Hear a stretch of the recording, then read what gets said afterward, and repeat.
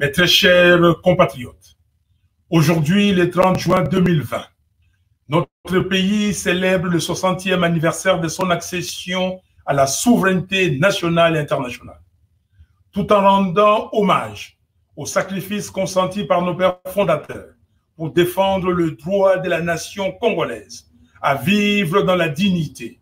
Je vous invite cependant à faire avec moi ces constats révoltants, celui de la trahison de l'indépendance nationale. Nous avons détruit notre pays, souvent avec la complicité d'étrangers, pour les rendre aujourd'hui le 8e pays le plus pauvre du monde. Pire, certains Congolais ne se contentent pas seulement d'être fossoyeurs de la mère patrie. Ils l'offrent aussi en pâture à ceux dont ils acceptent d'être le marionnette. Ils font la honte du Congo de Lumumba, grand peuple de la RDC. Notre pays, comme la planète tout entière, subit une nouvelle preuve. Il s'agit de la redoutable pandémie du coronavirus. Je tiens à témoigner mon respect et mon admiration au personnel médical et aux équipes de riposte qui luttent contre la pandémie partout à travers les zones infectées du pays. Vous êtes des dignes filles et fils du Congo et la patrie vous est reconnaissante pour votre dévouement. Je voudrais également exprimer toute ma gratitude et remercier les bénévoles, les mouvements citoyens et associations qui sont aussi engagés dans ces combats, notamment dans son volet social. J'apprécie à juste titre le soutien multiforme de la communauté internationale et des citoyens du monde qui se mobilisent pour aider la RDC à lutter contre cette pandémie. Je présente avec une émotion particulière mes condoléances aux familles des victimes du coronavirus. Je souhaite par ailleurs un prompt rétablissement aux malades et je bénis le Seigneur pour toutes celles et tous ceux qui sont déjà guéris. Je n'oublie pas la douleur des parents qui voient leurs enfants mourir tous les jours à cause des épidémies de rougeole et choléra ainsi que de la faim. Chers compatriotes, ne prenons pas à la légère cette pandémie de Covid-19. Observons scrupuleusement les mesures barrières. Soyons responsables. Au minimum, portons les masques quand nous sommes avec d'autres personnes et lavons-nous les mains régulièrement. L'Organisation mondiale de la santé vient de déclarer la fin de l'épidémie d'Ebola en RDC. Tous mes remerciements à l'OMS et à toute l'équipe de riposte qui s'est chargée de lutter contre cette épidémie. Très chers compatriotes, notre pays est une terre d'accueil et notre peuple est connu pour son hospitalité légendaire.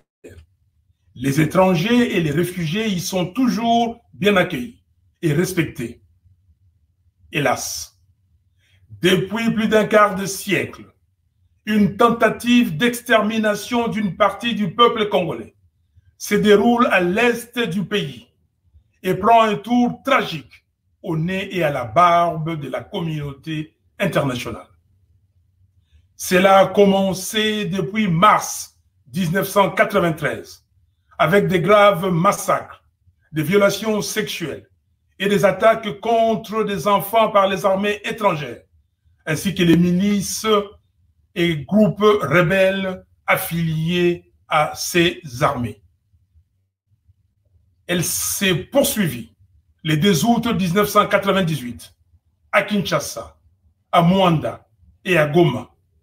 Elle a connu un abominable déchaînement d'atrocités avec les massacres de Makobola, Kasika, Mwenga, Bunyakiri et tant d'autres, où des Congolais ont été enterrés vivants, brûlés vifs, éventrés ou décapités. D'autres ont été chassés de leurs terres, jetés hors de leur demeure, au vu et au su de tout le monde. Ces actes barbares commis contre le peuple congolais avait dépassé les limites de l'abominable avec la guerre des 6 jours à Kisangani entre les armées rwandaises et ougandaises du 5 au 11 juin de l'an 2000. Le rapport Mapping de l'ONU, rédigé par le Haut Commissariat des Nations Unies aux droits de l'homme, qui décrit les violations les plus graves des droits humains et du droit international humanitaire commises en République démocratique du Congo entre mars 1993 et juin 2003 est restée lettre morte.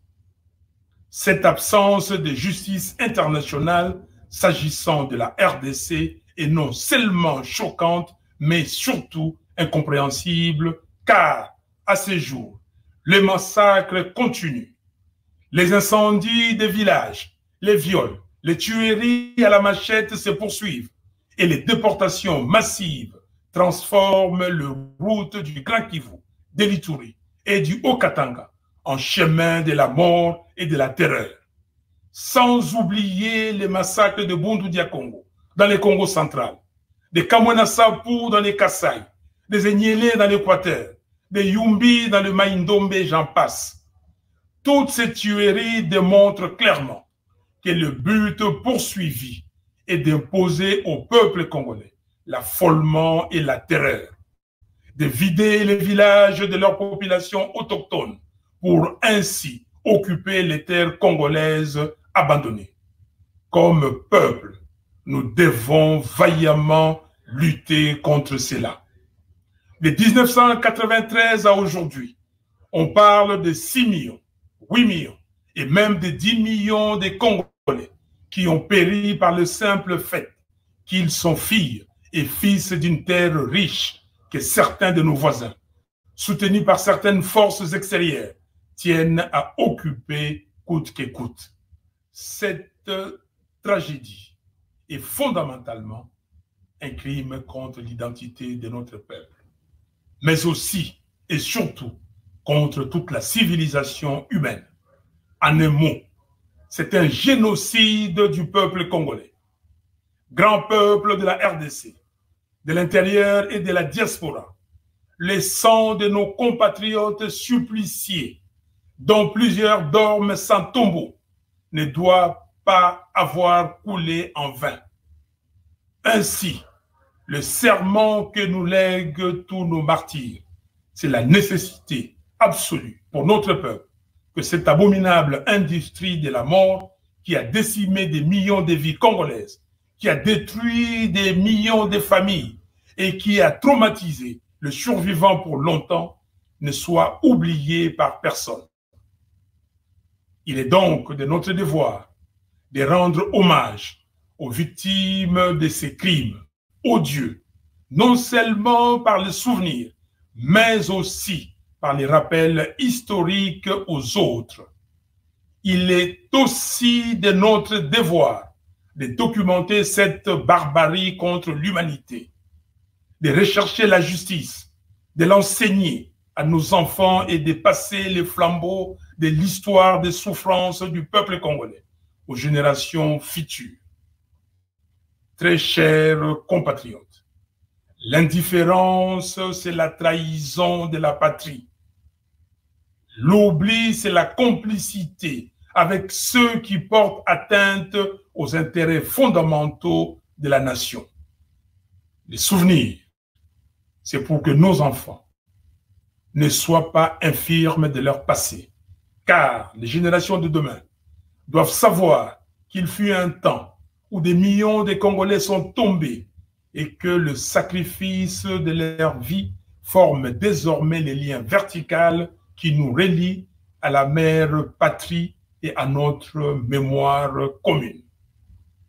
Les rapports mapping sur le massacre et atrocités commis entre mars 1993 et juin 2003 par les armées des pays voisins en RDC a été publié en août 2010 et le 2 août 1998 est la date du début de la grande guerre d'agression et d'occupation qui, jusqu'aujourd'hui, continue d'endeuiller le Congo.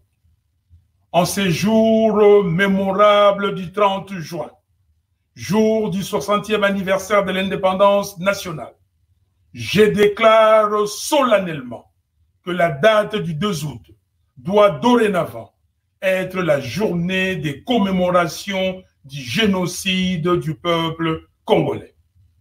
À partir d'aujourd'hui, le 2 août doit être à jamais la date qui symbolise notre volonté affirmée de faire reconnaître le calvaire subi par notre peuple comme un crime contre l'humanité.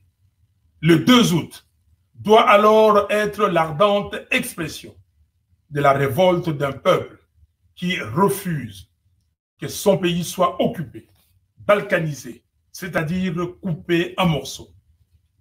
Partout dans la République et dans la diaspora, le génocide du peuple congolais doit être courageusement commémoré. Alors, dès le 2 août de cette année 2020, sortons les rameaux du deuil, pleurons nos martyrs et disons au monde: assez d'indifférence vis-à-vis du supplice du peuple congolais. Assez de négation de la tragédie du peuple congolais. Très chers compatriotes, aujourd'hui, le Congo de Lumumba souffre. Le Congo de Kasavubu est saigné à blanc. Le Congo de Manoula est à genoux. Nous sommes humiliés. Le pays va tellement mal que ce 60e anniversaire doit susciter une interrogation importante dans le chef de chaque Congolais et de chaque Congolaise. À savoir, pourquoi laissons-nous notre pays être détruit ou à la merci des autres? En effet, après les épisodes ahurissants de mauvaise gestion, de bradage du patrimoine minier, pétrolier, forestier, de volatilisation des recettes publiques, de privatisation du patrimoine foncier et de l'accaparement de certains biens de l'État par les profiteurs du régime de M. Kabila, voilà que, en bons élèves, leurs complices dans les hold-up électoraux de décembre 2018 nous présentent dans la continuité un feuilleton nauséabond sur le montage d'un plan de détournement massif des deniers publics, baptisé Programme d'urgence des 100 jours. Œuvre d'un pouvoir issu du deal de la honte, en définitive de la trahison et de l'indignité. Les conséquences dramatiques de l'opprobre y rattaché viennent accroître la souffrance du peuple à travers la banalisation du pillage et du détournement des fonds publics, la corruption généralisée, la systématisation du tribalisme et du népotisme, la transformation en faits divers des tueries et des massacres des Congolais par des gangs armés étrangers qui écument l'Est de notre pays. L'insécurité généralisée et persistante sur toute l'étendue de la République, l'occupation sans crainte de dénonciation ni de représailles d'une partie du territoire national par des milices et des armées étrangères, la création sournoise d'un État autonome au Tanganyika avec le déploiement ostentatoire d'une armée privée. Autant le feuilleton du programme des 100 jours n'a pas encore livré tous ses secrets au regard des révélations et accusations graves faites lors du procès et pour lesquelles M. Félix Tshisekedi devrait au minimum répondre politiquement. Autant j'exige que toute la lumière soit faite sur l'affaire des 15 millions de dollars des pétroliers, sur toutes les autres activités du programme des 100 jours, ainsi que sur les détournements de fonds opérés durant les 18 dernières années. Très chers compatriotes, ce 30 juin, j'appelle le peuple à briser les chaînes de la peur, de la soumission et de la résignation. Plus de lamentations, ni de supplications, comme les vaillants fils du pays Simon Kimbangu, Patrice Lumumba, Joseph Kasavubu et nos autres pères de l'indépendance, ainsi que nos martyrs du 4 janvier 1959. Brisons les chaînes de l'humiliation et bravons le système inhumain et dégradant de l'occupation. Le désordre total, qui n'a pas de nom, que nous observons actuellement dans le pays, n'a qu'une seule source, l'absence de légitimité des institutions et de leurs animateurs, cause fondamentale des crises politiques récurrentes dans notre pays depuis 60 ans. Le monde entier voit comment le pays qui devait être le moteur du développement de l'Afrique tout entière est en train de sombrer. Voilà pourquoi il est temps que nous puissions intérioriser et nous approprier les impératifs de notre hymne national. Dressons nos fronts longtemps courbés. Nous bâtirons un pays plus beau qu'avant. Nous peuplerons ton sol et nous assurerons ta grandeur. Serment de liberté que nous léguons à notre prospérité pour toujours. Très chers compatriotes, en ce moment où nos sœurs et frères noirs américains scandent partout que la vie des Noirs compte et que le mouvement a gagné du terrain partout dans le monde, nous devons nous rappeler la signification de notre hymne national, Debout Congolais. Ainsi, je condamne et dénonce le racisme et la maltraitance des Noirs sous toutes ses formes à travers le monde. Je soutiens le mouvement Black Lives Matter et j'adhère à la dynamique d'effacement dans les lieux publics, partout dans le monde, de tous les symboles qui rappellent l'esclavage et la maltraitance des Noirs. Les statues doivent aller dans le musée et être montrées dans les livres d'histoire. C'est déjà un premier pas que le Conseil des droits de l'homme de l'ONU ait adopté à l'unanimité le 19 juin 2020 une résolution condamnant le racisme systémique et les violences policières. Dans le même ordre d'idées, je note avec satisfaction la résolution adoptée le même jour par le Parlement européen, proclamant que la vie des Noirs compte. Grand peuple de la RDC, j'avais 3 ans et demi au moment de l'indépendance.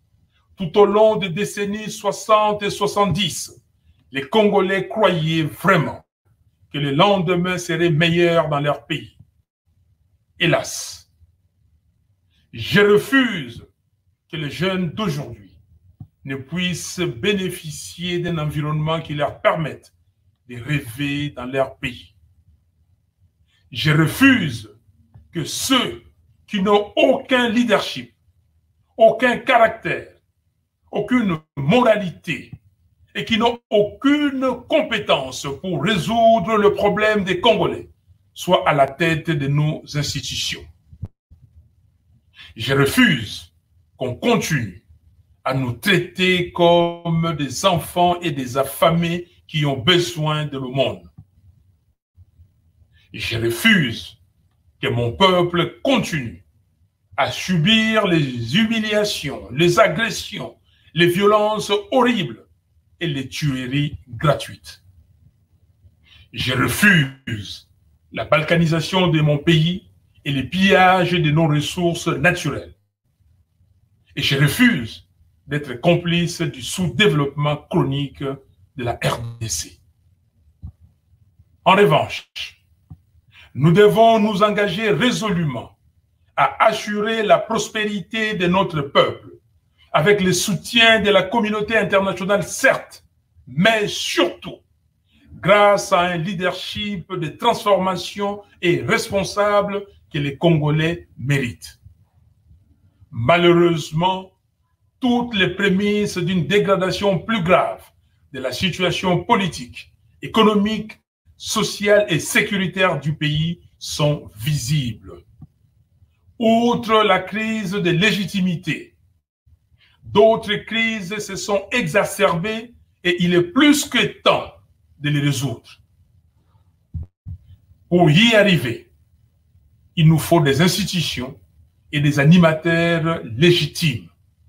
Par conséquent, je demande aux leaders de nos confessions religieuses et aux dirigeants de la communauté de développement d'Afrique australe, SADC, soucieux comme nous de la paix, la stabilité et le développement de notre pays, de saisir cette occasion pour réunir toutes les parties prenantes afin de dégager un consensus autour des réformes institutionnelles nécessaires et urgentes à opérer avant d'organiser les élections générales anticipées dans le meilleur délai.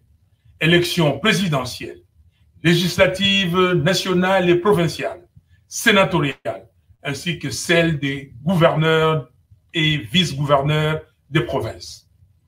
C'est l'unique solution pour sortir de cette crise afin d'assurer le bon fonctionnement des institutions.